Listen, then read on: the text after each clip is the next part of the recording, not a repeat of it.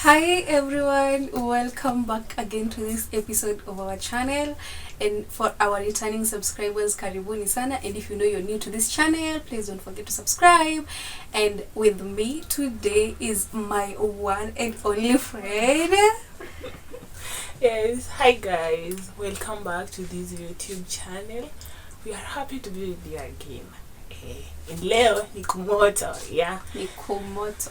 Sema kameumana. Thanks for the support so far, and those who haven't subscribed, kindly hit that subscribe button and like, comment and share. Yes, as we move on. So with us today, as you can see, we look like people from the Lake region and we're just here to share some of the things some people might not be aware of out there. I know, yeah, watu wengi usemanga sijui Luos are romantic, Luos are this, Luos are that. How about you get to know deeper or dig deeper into the culture and get to know where this is coming from? So yeah, with us today is an amazing discussion that is going to really help the both of us and the audience also to learn from the culture itself. And I hope if it's one of your favorite or if it's your favorite culture, please don't forget to subscribe. So we're going to start kwa wale wenye mmekuanga na that desire of getting those Luo men out there. Oh gosh. Hey. Yeah, si maoni mbaya. Ni wazuri sana. Ni wazuri sana. Okay. Yeah, so but before you get there, you must get to know what they actually require of you. And so in out of what we are going to say, we are also willing to learn from you. If there's some things you have not said, then apoka comment section. Yes, bana. Patigani na patigani imebaki. Yeah. So we are going to start from childhood, from the moment of birth. Inakuanga tu normal. Even the Luos, they also go to the hospitals to deliver their blessings, their bunches of blessings from the hospitals. And from there, number one thing that normally happens, kuna kwanga na these denominations zenye uwa zina store watoto. Not all of them, but kuna those denominations zenye mtoto akishazaliwa they have to be stored for a certain period of time. I don't know what normally happens there, but kuna, if you get married to someone who is from that denomination, definitely you'll have to store your child for some period of time. Inakwanga period of 3 months. Aizi tolewa nje kuoteshwa jua kwa sababu hafai kuonekana na any outsider. So anafaa kukaa kwa nyumba for all that time, and then ndio aku exposed to the world.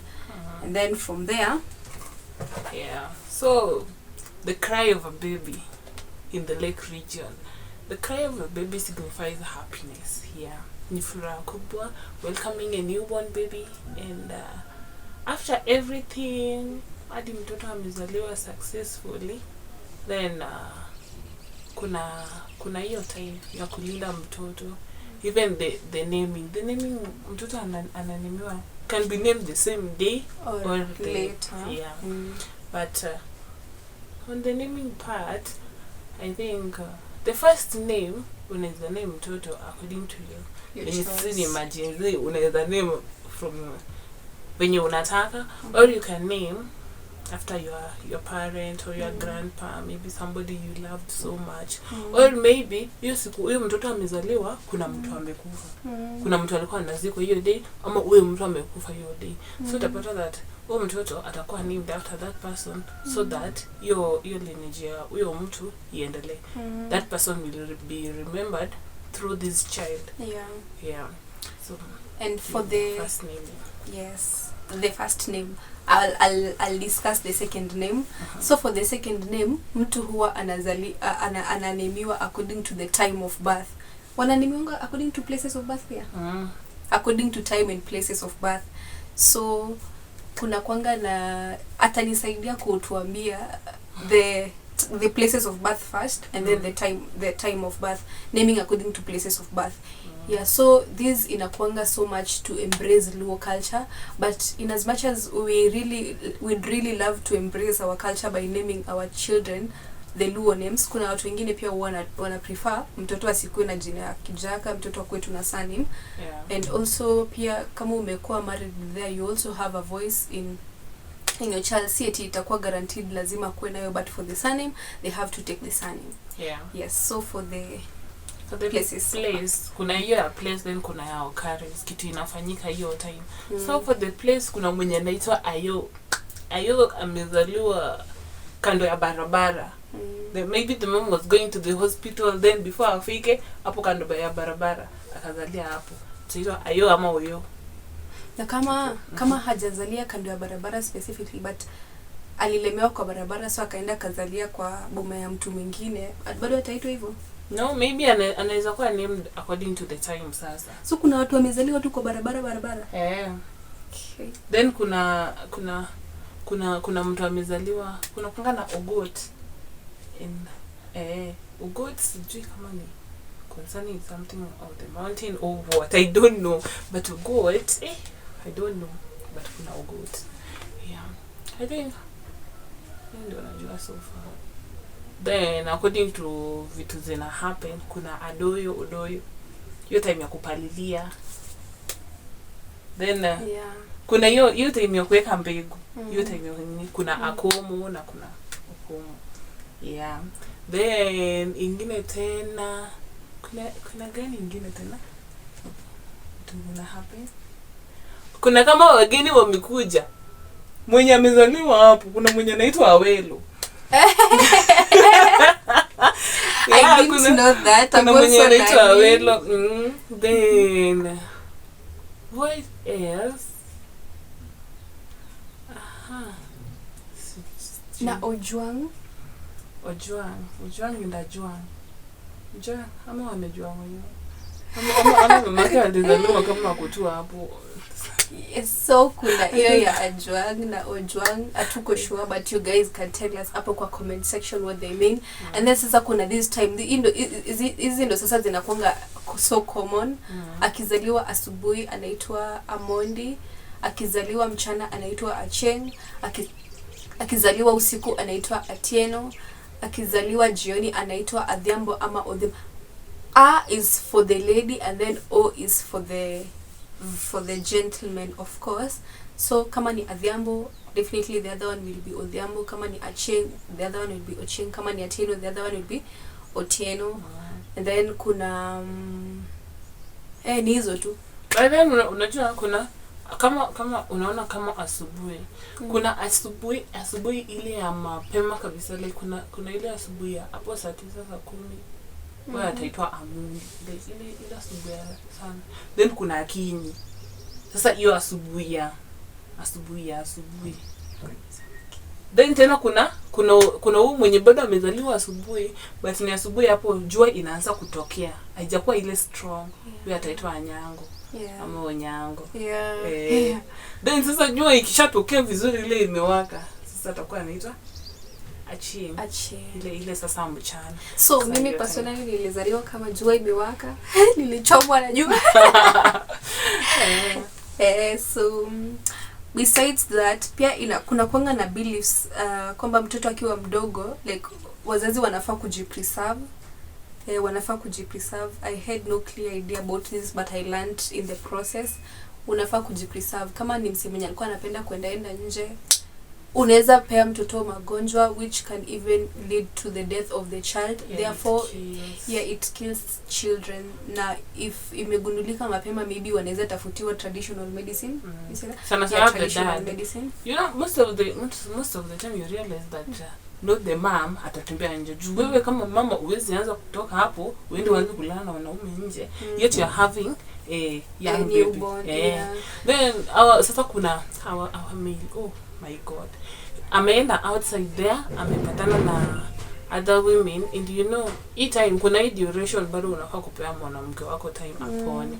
So maybe somebody can't control himself. Unapata ameenda huko nje, ametembea, akarudi huku kwa nyumba amebeba tena mtoto. Amerudi kwa nyumba bado analala na mtoto kwa kitanda moja. Utapata hiyo upepo ametoka nayo huko nje, kuna they call it upepo.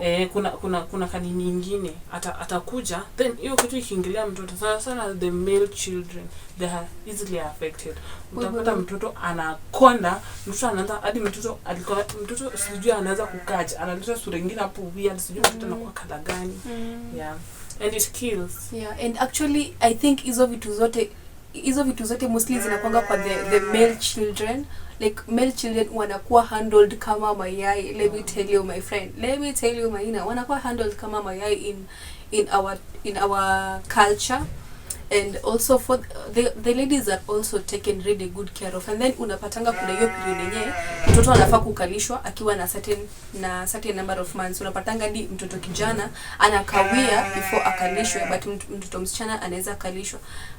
Unapata kikalishwa mapema sana anaanza kuharishwa, atapata complications mingi huko mbele. So inakwanga wanakwanga wamespecify certain number of months. For a boy inakwanga 4 months.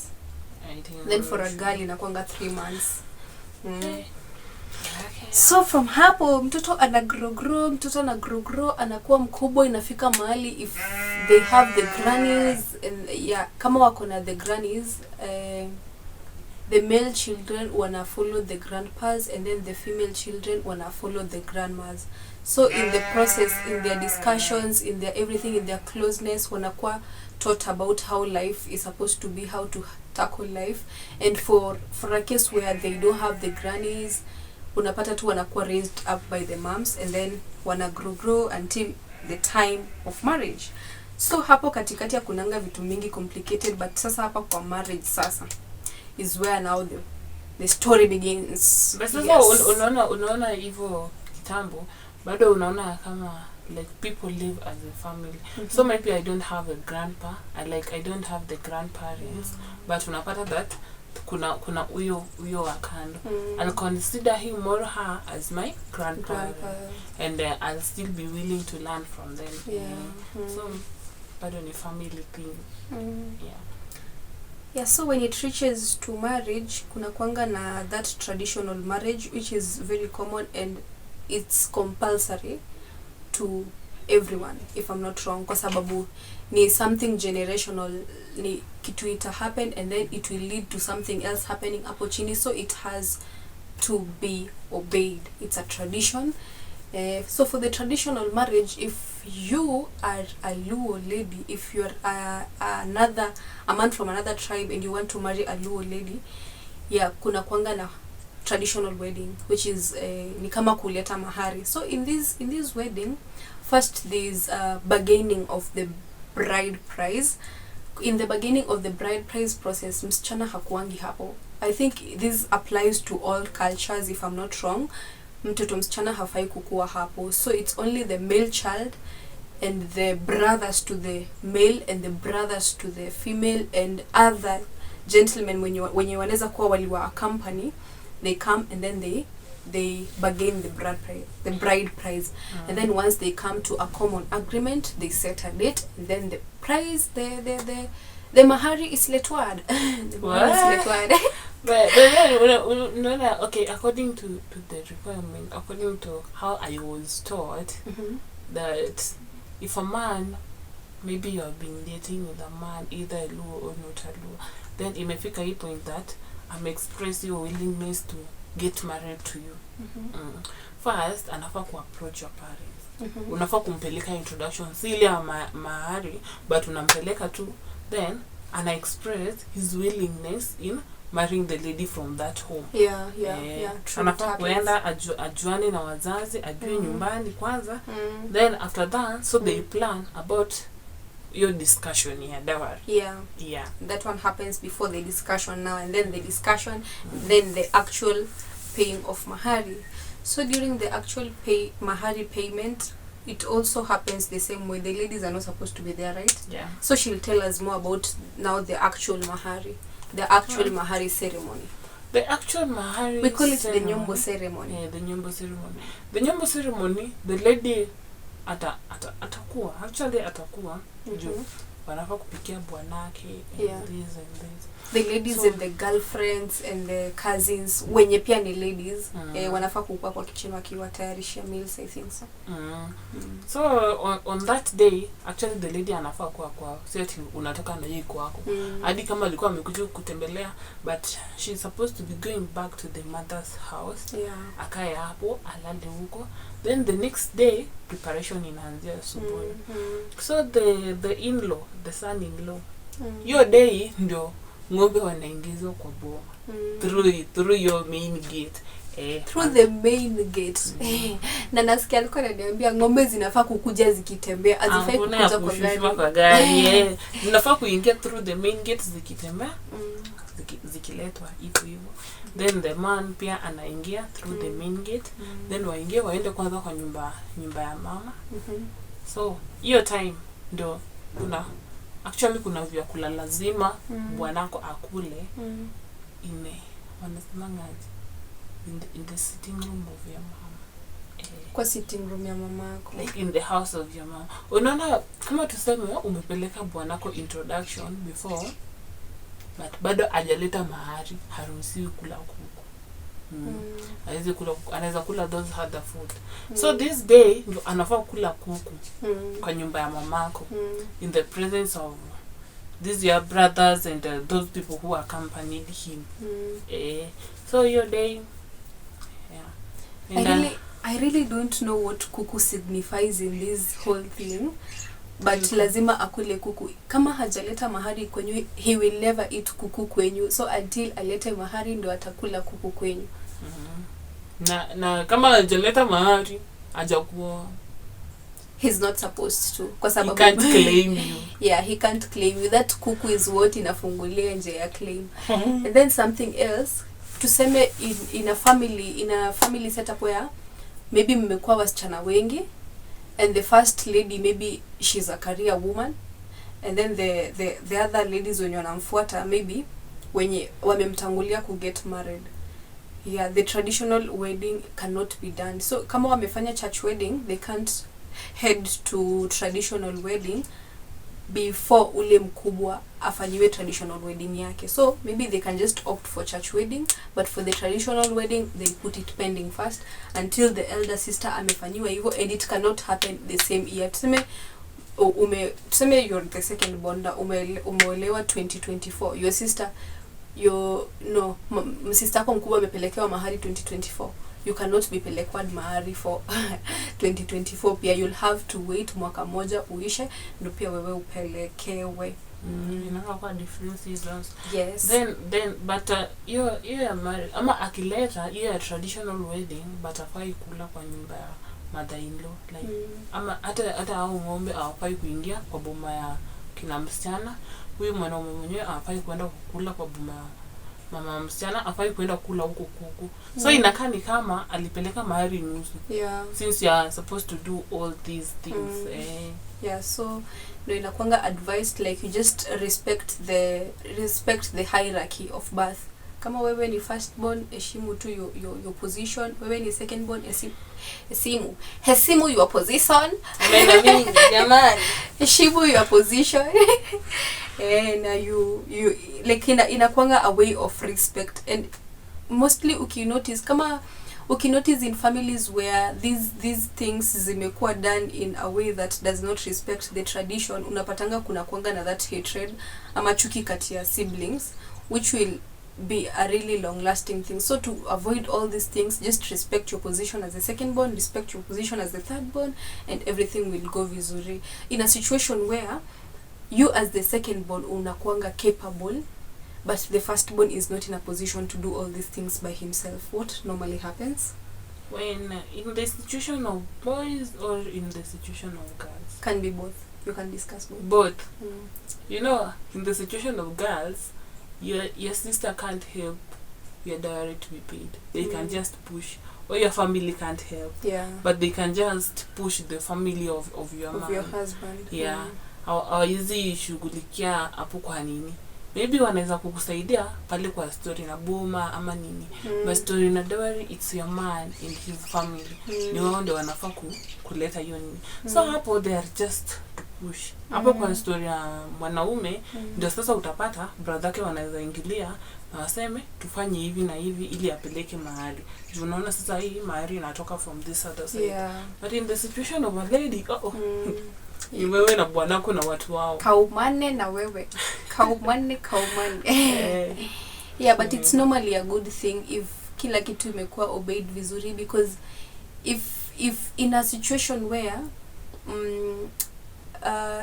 those norms or those regulations are not followed, tuseme wewe kama mwanaume you failed kupeleka mahari, and then you guys went for church wedding, opted for church wedding, but then hapo kwa kupeleka mahari kuna tashwishi kalitokea. Do you know your children will not be in a position of kupeleka mahari from your boma until wewe upeleke? That's when they'll be allowed to peleka mahari from your boma. It cannot happen. So traditions has to be followed. Some traditions have to be followed. Yes. Plus traditional marriage. You know, you're marrying this lady from her parents' house, and you have to see that I'm marrying your guy. Okay, yes, umefanya church wedding and you have a marriage certificate, but then the parents doesn't recognize you as her husband. They don't recognize you as the son-in-law. So ukipeleka mahali, at least there is that. Hata tuseme, God forbid, mkaikae, then mkuwe na issue. Family issue. Then you go and say your lady is doing this and this and this and this. Then utaulizwa, who are you to have voice over our lady? We don't know you. Hatujai kukuona. Haujai tuletea anything. In as much as you did a multi-million church wedding without mahari, you are a nobody to that lady's life. Yes, that is a Luo culture. And in any case, wewe ufanye hiyo church wedding, then another man marries your woman. Then this man akutangulia kupeleka mahari kwa kina huyu msichana. He is the owner of that lady. Hata kama ulifanya wedding na mwingine amepeleka mahari mbele yako, yeye ndo mwenye bibi. And you don't have any you can't claim that, because you have to take that unafaa kuchukua hiyo blessing from the parent, and hiyo kuitikiwa ku take this lady to be your wife. So basically during that church wedding, venye wazazi wako wanakujanga and then they say it will bless you as nini, that doesn't happen. They can't come if for a church wedding. Kama hujafanya nini tradition, unless you are planning to do that traditional wedding uko mbele. But you unafaa upeleke hii kwa tradition, unafaa upeleke ng'ombe kwa kina msichana kama ni nini, but unafaa uende kwao and do this and this, even according to just respect. How do you just take somebody's daughter, uende kwao waambie wazazi this and this and upeleke mahari, then unachukua this somebody's daughter mwenye hata hujai kutana na wazazi wake, you are inviting the parents for a wedding. Ati sasa you are planning a church wedding. Yet hujapata hiyo nini, ujapewa hiyo wanasema aje, sijui niseme aje, but you are not given that authority to do a wedding. Unafaa uende kwa wazazi. Okay, I didn't know that. I thought like mtu anaweza fanya harusi and then mahari unapeleka by day. Kumbe you have to. I am also learning. It's good kufanya nini. Ama kama una plan kufanya wedding, then upeleke mahari baadaye. Bado iko sawa. But you do that, then you feel to peleka mahari, then oh my God, there is nothing you've done, basically. So that brings us to the end of our first episode of this discussion, and we are hoping to see you in our next episode of the same discussion. If you are finding this interesting or learning with us, karibu sana tena in our next episode of the video, and kindly stay tuned. Thank you for staying tuned till the end of this video, and we hope to see you next time. Bye bye. We love you so much. Don't forget to subscribe. More contents, Yes, bana. Bye bye.